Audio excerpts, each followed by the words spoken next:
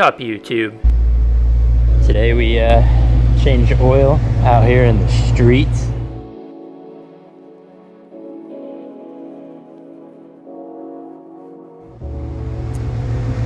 Put some splitter little skid pucks. As you can see, it was already making quite a bit of contact on the street, even if it was mostly just from driveways and stuff like that. I lived in Camarillo for a few years, probably around 2005, and I decided to cruise up there and ride my bike at the old local skate park for a bit.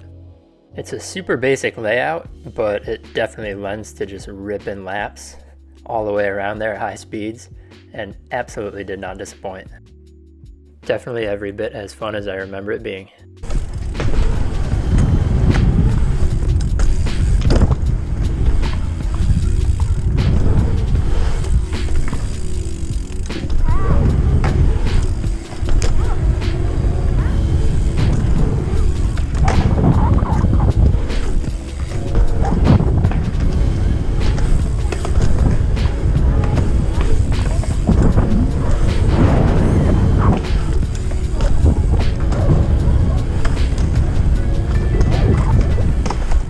Then I headed over to the bike shop I used to work at to visit some old friends and my old boss. Snagged some dinner, looked at all the banana stickers I stuck on the wall from when I used to work there, and took the scenic route home on the PCH and through all my favorite Malibu Canyon roads.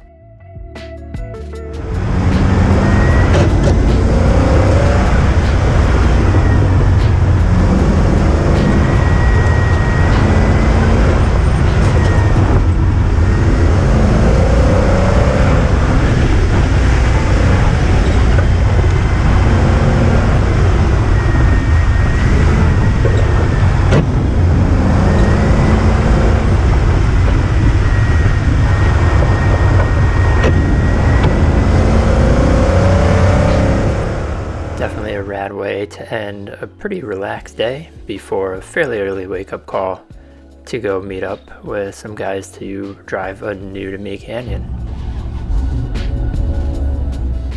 I had no idea how far it was to get to the canyon, putting on my gloves like a goofball.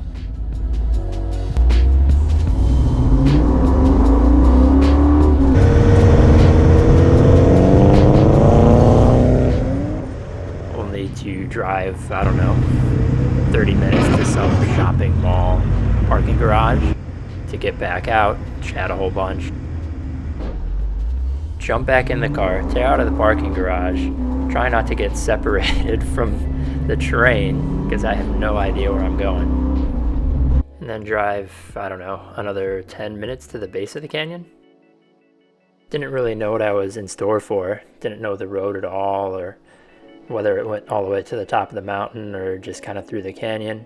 So the ride up was moderately paced, nothing too crazy, just kind of Corvette cruising, going really fast on the straightaways, not as fast in the corners, at least some of the guys I was following, but you know, whatever, it's Friday morning.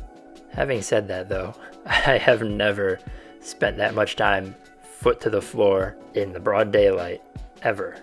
It's certainly not something I would do on a solo run during the day, but I guess if you're kind of getting sucked along with the group, trying to keep up, that's what you're going to do. Especially when you only have, 280 something wheel horsepower on tap, and you got to stay on the back of a supercharged C6 Corvette who's mashing it on all the straights. I'm hoping it's pretty obvious, but pretty much all this footage is sped up, about double speed.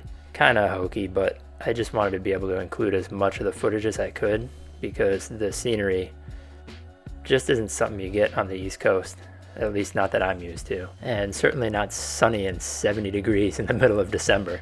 Something I feel like I probably should have mentioned in my last video is that when I lived in California back in like 2005 or whatever, I used to actually pretend to shift gears in the canyon.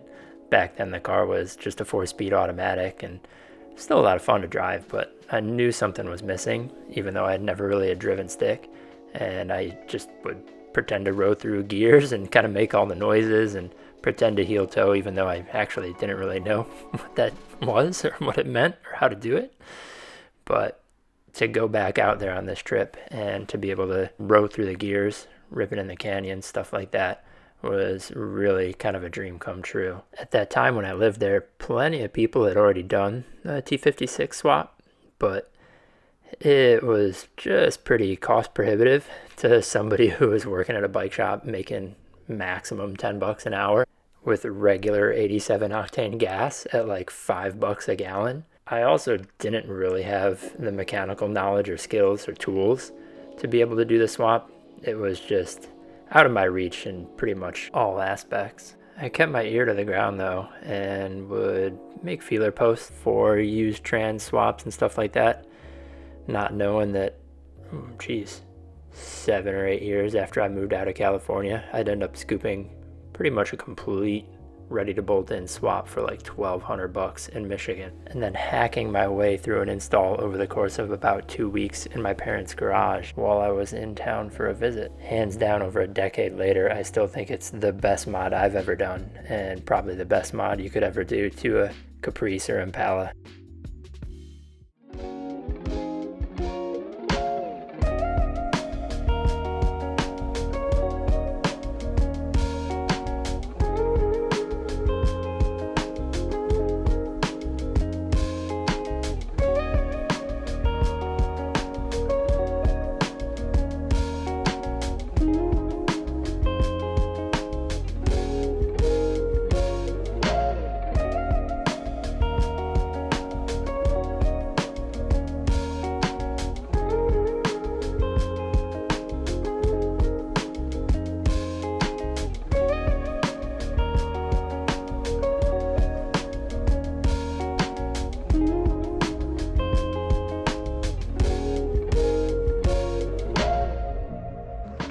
The guy with the white T8.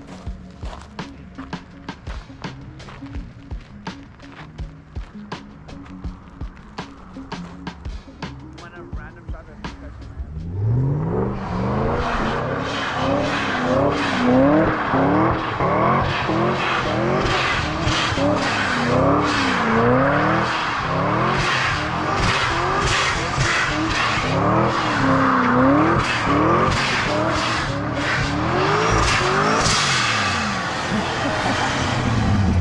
Road traction a lot smoother than I was expecting.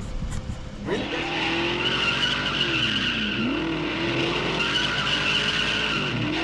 So after hanging out for a bit and being entertained by some donut action, hop back in the car. I tried to get towards the front of the line and maybe get a little bit more pace going back down. I do have to apologize though if the footage looks a little, I don't know, cloudy.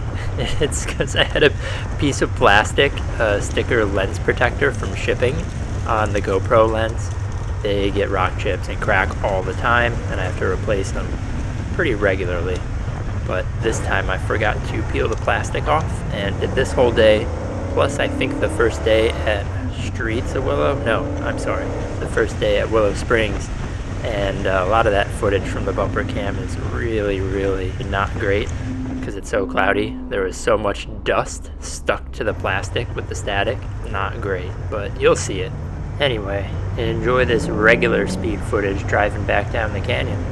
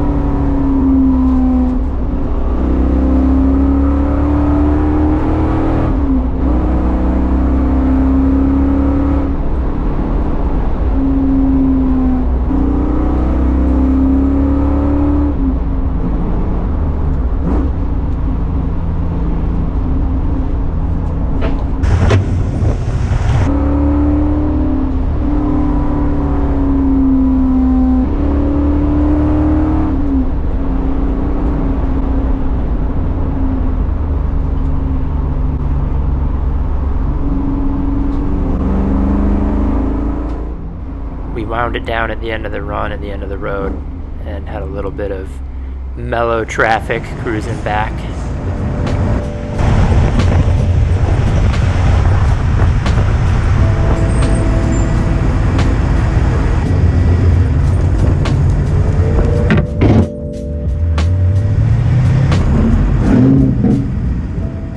So it's a pretty cool setup with 0 to 60 when they host these canyon runs. They have a bunch of linked sim rigs, and everybody gets a free half hour of sim time afterwards. So we did some global MX5 cup races around Buttonwillow, and I was able to get down to a 203. Best sim setups I've ever driven. Super, super cool. Can't recommend them enough if you're out in that area, but it was really neat to get some feedback driving around Buttonwillow and prepping for my upcoming weekend.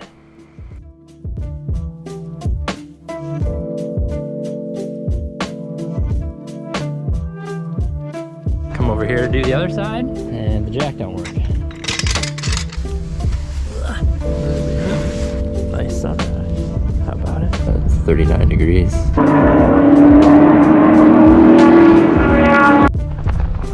What's up, YouTube? We're still out here, fastest road in the West.